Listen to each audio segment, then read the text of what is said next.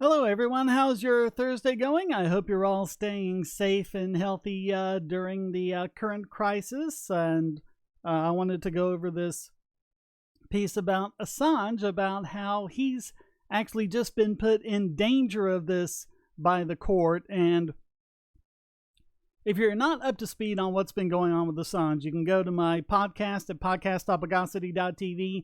Just search for Assange, and I mean, we've been covering this for like the better part of a decade, all the stuff they've been doing to him. And then recently I did a 4-part video on this channel just about what they were doing to him in court and just all the terrible way they've treated him. And the bottom line is, he hasn't been doing very well. His physical health has gone downhill. His mental health has gone downhill. And he's just not doing very well. And they've been trying to get some compassion, any compassion from the British court on this. And they've got nothing. And sorry, the bad news is they still aren't, even though now in Belmarsh prison, he's in serious risk of getting coronavirus. And I mean, he's a high risk for it. And we'll go through it in this Sydney Morning Herald article on it. But it's just flabbergasting to me, A, how badly they're treating Assange. That just blows my mind as it is. But the other thing is, why is there not this global outrage about it? I mean, yeah, I know the rest of us have got stuff to worry about. We're locking ourselves down from all this. But, even before all the coronavirus stuff started happening, this was going on. I just don't understand why there isn't this global outrage about how Assange is being treated. So we'll go through it. It says, WikiLeaks founder Julian Assange has been denied bail after arguing that his release from a UK prison would mitigate his high risk of catching coronavirus. Okay, let's make sure everyone understands a couple of things. He has not been convicted of anything. Right? He is facing a hearing to see whether he is to be extradited to the US to face charges. And those charges, remember, involve being in an internet chat room with someone and posting things to a website. And I mean, they've been making out like he's a Bond villain or something, that he's, ordered all these hitmen to do stuff or whatever. No. He just revealed serious crimes that the U.S. government committed. So, and that was in the revelations he got from Chelsea Manning. That's what all this is about. So, and the whole time he had asylum in Ecuador, he had to stay at the Ecuadorian embassy because they couldn't actually get him to Ecuador without the British forces arresting him. And the fear the whole time was that this whole thing was just a pretense to get him extradited to America. And everyone was like, no, that's just a conspiracy theory. That's not what we're going to do. Well, this is where we are now. So consider who was right about this in the past. And consider who was wrong, and consider who you really want to listen to now. So, but that's all this is. He's not technically in prison. Yes, he is in a prison. He is in Belmarsh prison, which is this maximum security prison where they put in like the worst of the serial killers and rapists and stuff like that. This guy made a website. I don't really know, but so technically he's in jail though, because he's just waiting for the extradition hearing to continue, which it will on May 18th unless it's postponed due to coronavirus, and we'll get into that in a little bit as well because the story covers it. But it says the Australian made the application in the Westminster Magistrates Court on Wednesday. Less than 15 people in attendance due to the coronavirus lockdown. Pretty much the same story as everywhere. And so here, once again, we have District Judge Vanessa Bareister, or as I call her, Judge Dalek. Watch my little 4-part video series on it to see why. But she said, no, you can't give him bail because he absconded. And that makes him a flight risk. He didn't abscond. He sought and obtained asylum. There's a difference. There's a difference between getting asylum and absconding, and being, a fugitive from justice or whatever they're trying to paint him as.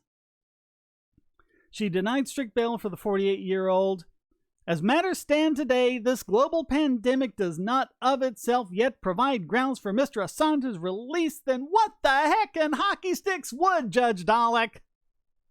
Come on. In my view, there are substantial grounds to believe that if released today, he would not return to face his extradition hearing. Why? Because he was granted asylum for several years?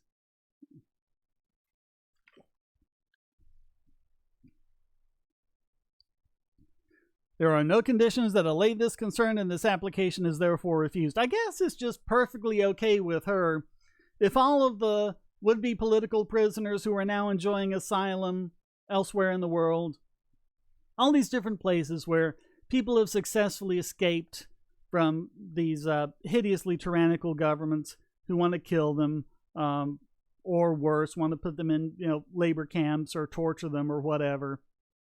And they all have asylum. Well, I guess it's perfectly okay with Judge Dalek if they say, oh, well, we'll just take them back, sweep them back up to their homes, we'll extradite them because they absconded. Yeah. All right, so we have defense lawyer Edward Fitzgerald QC wearing a face mask, and his colleague Mark Summers attended via Zoom while U.S. government lawyers dialed in. They did it over Skype or FaceTime or whatever it was. But no, we're not worried about coronavirus here at all, are we? No, there's no problem. So Fitzgerald said Assange has prior chest and tooth infections and osteoporosis, placing him at a higher risk from the virus. And that's, we've talked about this before when we've covered the virus. If you have, if you're a normal, young, healthy person, then coronavirus probably isn't going to be much worse than a bad cold to you. But if you're someone who has a heart condition or has a respiratory condition or has any other kind of condition, if you've had an organ transplant and you're on immunosuppressants or whatever, then you can be in one of these big risk categories. And so here we have the chest and tooth infections, the osteoporosis. All of that makes him at risk of coronavirus being potentially fatal to him. So this is serious. The Queen's Counsel described prisons as epidemiological pumps. By the way, I love how it's the Queen's Counsel and not Assange's Counsel. That's what QC is, Queen's Counsel. I know it's just a title, but it's just funny to me. But I mean, this, like what we saw earlier, Assange isn't even being allowed to sit with his counsel and give them directions on how to do that. That would be unthinkable here in America. Here in America, even the worst serial killers get to sit right next to their counsel and whisper to them or pass notes or whatever. They've been denying all of that to Julian Assange, who put some documents on a website. It's crazy. It's absolutely crazy. They're acting like at any minute he's gonna go berserk and go on a killing spree and start killing everyone, because that's what they were talking about. Judge Dalek talked about how she was concerned about the safety of the people in the court if he was let out of that glass cage at the back. This is all crazy. It's all crazy. There's no justice here, but yeah, epidemiological pumps where diseases spread rapidly, and said the defense team had been denied entry to Belmarsh because 100 prison staff were self-isolating.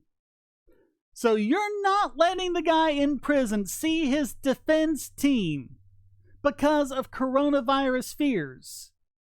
And yet, it's ridiculous to say that he should be afraid of coronavirus and therefore he needs to be let out. Yeah. By the way, they're right about prisons. Basically, prisons and elementary schools are the places where bugs just go around like crazy. So they've had enough sense here, I think, to let out the schools, because that's a big way where they can go through. If you want to stop a spread, you got to do that. I know prisons, I understand why you can't just let out all the serial killers and let them roam around, but people who committed misdemeanors, people who had a few ounces of a plant, and people who posted things to a website, yeah, why not? Let's just try to, we've got a global pandemic going on that we need to worry about, but I guess the mistreatment of Assange is much more important to them. So Fitzgerald said, if he continues to be detained in prison, there's a real risk that his health and his life will be seriously endangered in circumstances from which he cannot escape.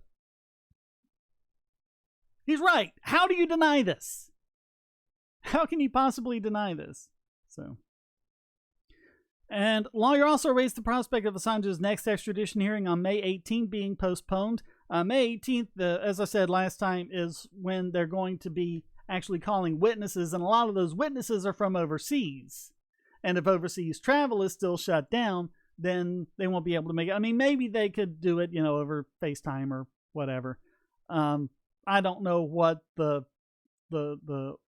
laws in Britain allow, if they allow someone to give testimony from over the internet, but I mean, that would be the best way of doing it. But I don't know. There's a possibility that could be postponed. And this whole time, remember, he's still suffering in prison. He's still being incredibly mistreated. They keep putting him in solitary confinement for no reason, and preventing him from even getting, basic medical attention. So the longer he's in there, the more he's at risk of dying. And last time I talked about speculation, that maybe what they were wanting is for Assange to get to the point where he would kill himself and then they wouldn't have to worry about it. Because, I mean, if that's their goal, and I don't know if it is or not, but if that's the goal, they're doing all the right things towards making that happen, just like they did with Chelsea Manning. But, I mean, if the whole idea is, we just don't want him to live to stand trial in America, or, to be, what's the word I'm looking for? Exonerated. Because that would be too much of an embarrassment. This whole thing's an embarrassment. Like I say, I don't know why this isn't more of a controversy than it is, but if that's their goal, hey, him dying from coronavirus would do the job just as well, so. I don't know. I don't know what they're thinking. I don't know what they're doing, but the effect of what they're doing is a real danger of that happening. So, okay, Claire Dobbin for the U.S. government. She was talking over the internet. She wasn't there. She's locked down, safe from coronavirus. Said Assange's history, including him seeking asylum in the Ecuadorian embassy for almost 70 years. He didn't seek asylum, he had asylum. Okay, that's an important difference. They granted him asylum. They made him an Ecuadorian citizen and then completely violated international law when they turned him over to the Brits. So. But that showed the high risk he would abscond. There's that word again, abscond. He only absconded before because someone gave him asylum for all the mistreatment. He said, there are insurmountable hurdles for Mr. Assange being granted bail. He has been tested before and failed. What are they worried about? I mean, really, what are they worried about? I mean, international travel's locked down anyway. Where's he gonna go? But Mr. Fitzgerald, that's Assange's lawyer again, insisted that Assange's past actions should not be a basis for refusing bail. The focus on someone in his vulnerable position with his family ties here is on survival, not on absconsion, he said. The defense also revealed that Assange had a partner and at least 2 children living in the UK. I really don't get the news media sometimes with the words they use. He said revealed. Like we didn't know that already. We did. They were trying to visit him in the embassy. I think they did get to visit him a few times and they had to be patted down on the way in and out and all that. I don't know. But sometimes they were denied. But yeah, he has family in the UK, right there near him who want to see him and want to be with him. Why do they think it's likely that he's going to try to go somewhere else when global travel's basically been shut down as opposed to going and staying with his family? So, last month, Assange's bid to leave the dock and sit with his lawyers in court. Yeah, that's their little politically correct term they have for the glass cage at the back where they were taking him. See my last video on that one. That's something that shouldn't even be there. It shouldn't even exist. It's crazy. But it was also knocked back by Judge Dalek. Yeah, he wasn't even allowed to pass notes to his lawyer. He wasn't even, there's like this glass slit in there where you can reach through. He wasn't even allowed to reach through and shake hands with his lawyers. I mean, again, what are they worried about? What is going on? I mean, if it's not, some sort of, Epstein-esque, conspiracy to try to make sure the guy doesn't live long enough to stand trial or something like that. If it's not that, then what is it? What are they actually worried about? So, I don't know. And it just recaps after that. But yeah, 175 years. That's how much he's facing, Murders get out in 6, and then they want him for 175 years for posting things to a website. And they're in adjournment till April 7th, so. All right, well, I guess that's it for this video. I really hope Assange stays safe and can finally end up where he can come home and justice can be served. And I hope the same for all of you. I hope you're staying safe wherever you are. I hope you're able to stay with your family and stay safe, stay healthy, stay happy. And thank you so much for watching. And thank you for supporting this channel. You can do that at donate.bogosity.tv. I really do appreciate this. Remember, there is no podcast this weekend. It will come back next weekend. I don't know if I'm going to have regular videos again next week or if I'm just going to be doing stuff like this with my kids home. It's just kind of crazy here, but we'll see how it happens. Let me know how much you like this format. Let me know how much you want me to go back to the old format. I know you guys probably want to see Lord Killian again, and so do I, but, it's just things being crazy kind of make that difficult. So I guess we're all just doing the best we can in this situation, but thank you all so much for watching. Not only stay happy, stay healthy, but also, as always, stay strong and be free.